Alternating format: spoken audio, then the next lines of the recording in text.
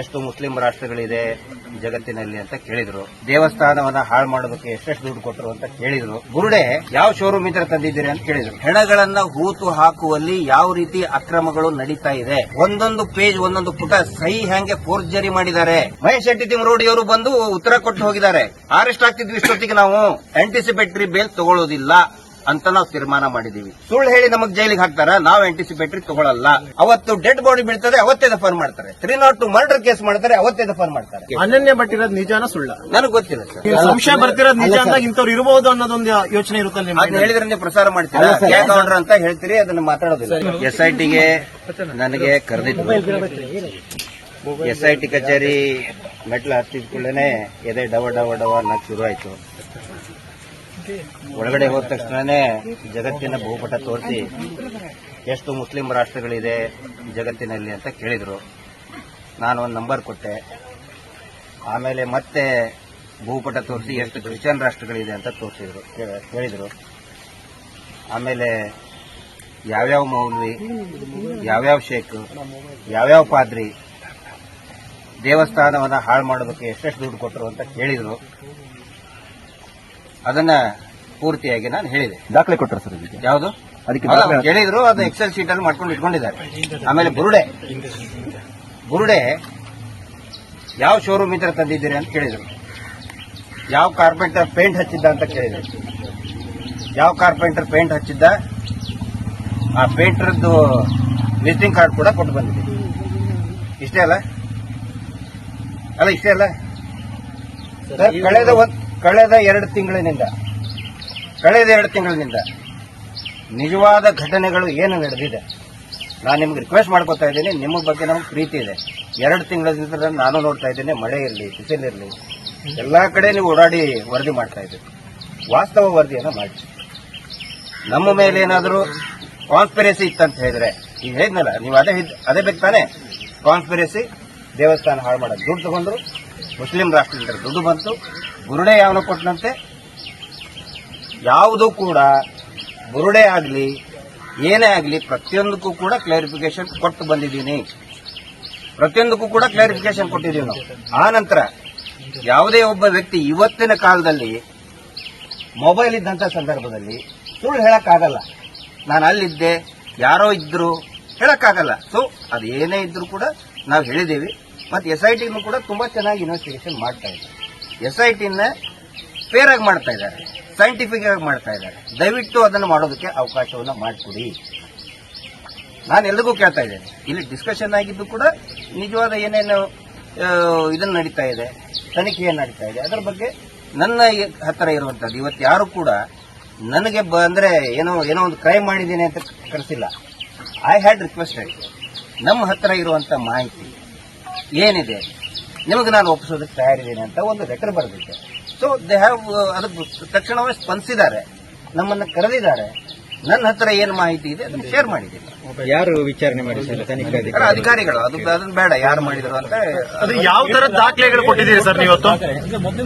ಇಲ್ಲ ತೋರಿಸಿದ್ದೀನಿ. ಇಲ್ಲ ಅಲ್ಲ, ಲೀಡಿಂಗ್ ಕ್ವಶನ್ ಮಾಡಬೇಡಿ. ಅಲ್ಲಿ ಯಾವ ತರ ದಾಖಲೆ ಕೊಟ್ಟಿದ್ದೀರಾ, ಏನ್ ದಾಖಲೆ ಕೊಟ್ಟಿದ್ದೀರಾ? ಇಲ್ಲಿ ನಡೀತಕ್ಕಂತಹ ಏನೇನು ಹಿಂದೆ ನಡೆದಿದೆ, ಈಗ ಇವ್ರು ಹೇಳ್ತಾ ಇದ್ದಾರೆ, ಅದು ನಮ್ಮ ಕಡೆನೂ ಇದೆ. ಇವತ್ತು ಸಾಯಂಕಾಲ ನಿಮ್ಗೆ ಸಾಫ್ಟ್ ಕಾಪಿನೂ ಕೂಡ ಕೊಡ್ತೀವಿ. ಇಲ್ಲಿ ಪಂಚಾಯಿತಿಯಲ್ಲಿ ಏನೇನು ಯಾವ್ಯಾವ ರೀತಿಯಾಗಿ ಹಗರಣಗಳು ನಡೀತಿದೆ. ಹಗರಣ ಅಂದ್ರೆ ಅದು ಡೆವಲಪ್ಮೆಂಟ್ ಅಲ್ಲ, ಹೆಣಗಳನ್ನ ಹೂತು ಹಾಕುವಲ್ಲಿ ಯಾವ ರೀತಿ ಅಕ್ರಮಗಳು ನಡೀತಾ ಇದೆ. ವಿತ್ 1 by 1 ಡಾಕ್ಯುಮೆಂಟ್, ಒಂದೊಂದು ಪೇಜ್ ಒಂದೊಂದು ಪುಟ ಸಹಿ ಹ್ಯಾಂಗೆ ಫೋರ್ಜರಿ ಮಾಡಿದ್ದಾರೆ. ಹೆಣ ಹೂತವನ ಹಾಕಿದವನು ಯಾರೋ, ಆನ್ ರೆಕಾರ್ಡ್ ತೋರಿಸಿದವ್ರು ಯಾರೋ, ಆ ವ್ಯಕ್ತಿಯ ಸಹಿ ಮಾಡಿದವನು ಇನ್ಯಾರೋ, ಆ ತರ ಆಗಿದೆ. ಅದನ್ನ ನಾವು ತೋರಿಸಿದ್ದೀವಿ.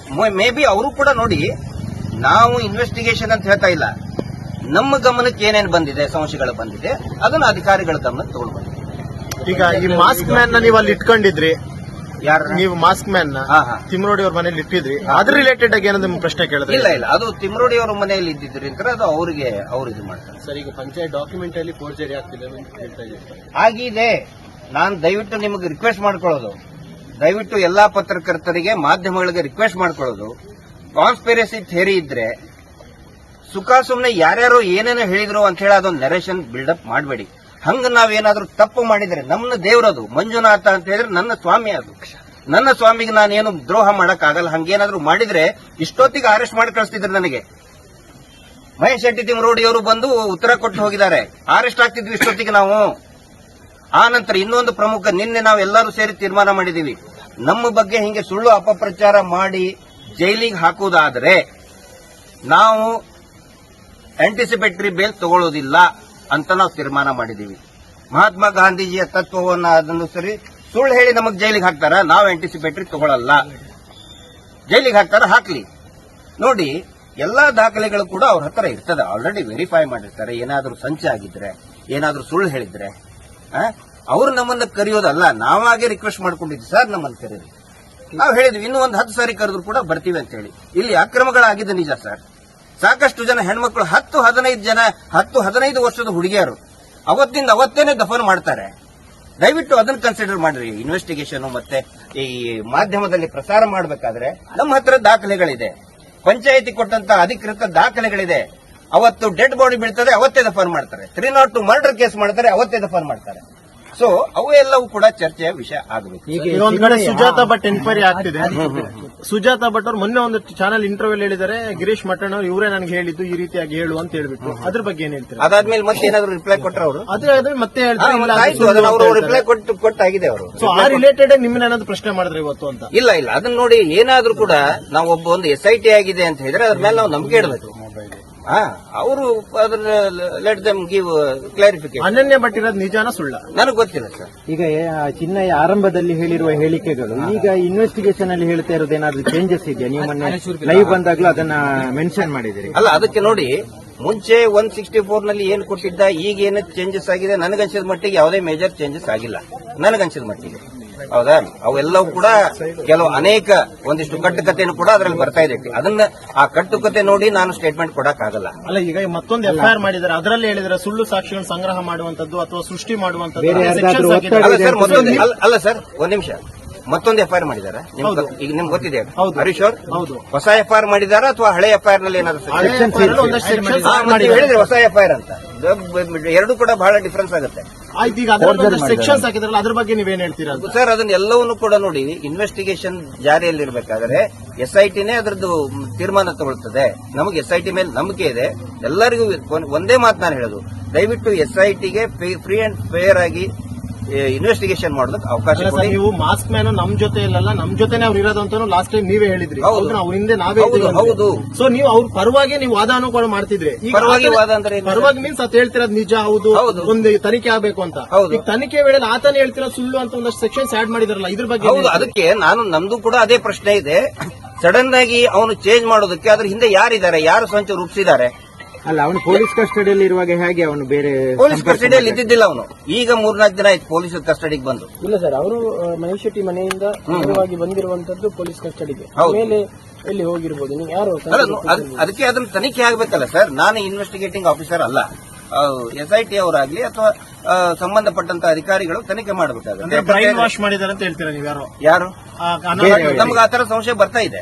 ಮಾಡಿರ್ಬೋದು ಅಂತ? ಇಲ್ಲ ಸರ್, ನಾನು ಅಂತೆ ಕಂತೆ ಹೌದು ಬಹುದಕ್ಕೆ ನಾನು ಉತ್ತರ ಕೊಡಲ್ಲ. ಸಂಶಯ ಬರ್ತಿರೋದು ನಿಜ ಅಂದಾಗ ಇಂಥವ್ರು ಇರಬಹುದು ಅನ್ನೋದೊಂದು ಯೋಚನೆ ಇರುತ್ತಲ್ಲ. ಅದನ್ನ ಹೇಳಿದ್ರೆ ನೀವು ಪ್ರಸಾರ ಮಾಡ್ತೀರಾ, ಯಾಕೆ ಆರ್ಡರ್ ಅಂತ ಹೇಳ್ತೀರಿ, ಅದನ್ನ ಮಾತಾಡೋದಿಲ್ಲ. ಸರ್, ಈಗ ಚಿನ್ನಯ್ಯ ಕುಟುಂಬಸ್ಥರು ಹೇಳೋದು ನೀವೆಲ್ಲ ಅವನಿಗೆ ಹಣ ಕೊಟ್ಟು ಆತರ ಹೇಳಿಕೆಯನ್ನು ಕೊಡಿಸಿದ್ದೀರಿ ಅಂತ ಹೇಳಿ, ಇದಕ್ಕೆ ಸರ್ ಹಣ ಕೊಟ್ಟು ಮಾಡಿದ್ದಂತ ಹೇಳಿದ್ರೆ ನೋಡಿ, ಅದು ಎಲ್ಲಾದ್ರೂ ಒಂದ್ ಕಡೆ ರಿಫ್ಲೆಕ್ಟ್ ಆಗ್ಬೇಕಲ್ಲ. ಅದು ರಿಫ್ಲೆಕ್ಟ್ ಆಗ್ಬೇಕಲ್ಲ.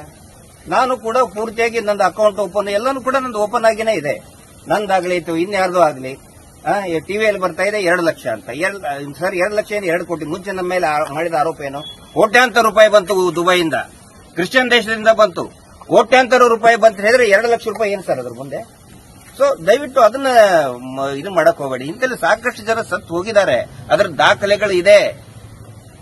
ಆನಂತರ ಅದರಲ್ಲಿ ಅವ್ಯವಹಾರ ನಡೆದಿದೆ. ಅವ್ಯವಹಾರ ಅಂತ ಹೇಳಿದ್ರೆ ಆ ಫೋರ್ಜರಿ ನಡೆದಿದೆ. ಆಗಲೇ ತಾವು ಕೇಳಿದ್ರಲ್ಲ, ಫೋರ್ಜರಿ ನಡೆದಿದೆ. ಯಾರ್ದೋ ಯಾರ್ದೋ ಮಾಡಿ ಹಣವನ್ನು ಹೂತಾಕಿದ್ದಾರೆ. ಅದರ ದಾಖಲೆಗಳನ್ನು ಕೂಡ ನಾನು ಇವತ್ತು ಒಂದಿಷ್ಟು ಹಂತದಲ್ಲಿ ಗಮನ ತಗೊಂಡು ಬಂದೆ. ಹೆಚ್ಚಿನ ವಿಡಿಯೋಗಳಿಗೆ ಪ್ರತಿಧ್ವನಿ ಯೂಟ್ಯೂಬ್ ಚಾನೆಲ್ ಸಬ್ಸ್ಕ್ರೈಬ್ ಮಾಡಿ, ಬೆಲ್ ಐಕಾನ್ ಕ್ಲಿಕ್ ಮಾಡಿ.